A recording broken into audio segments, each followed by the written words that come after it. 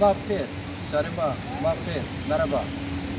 Masilini, Selameti, Hevli, Şimama Persi, Marindi, Hevli, Donvişi, Selam Şimari.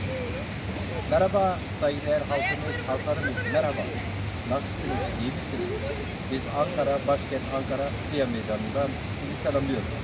Ben, Hasan Kurnaz Parti üyemiz, birlikte bugün partimiz 1 Eylül'de yapacağı olan büyük kongremiz için siyasi partileri sırasıyla davet ettik, davetlerimizi verdik ve yine başkentte bulunan, Ankara'da bulunan birçok ülkenin büyük elçilerine partimizin kongre davetlerini verdik.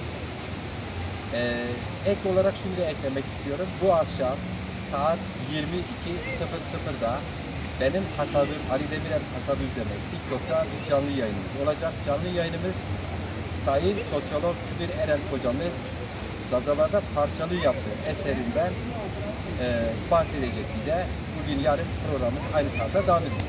Hepinizi saygıyla, sevgiyle selamlıyoruz. Teşekkür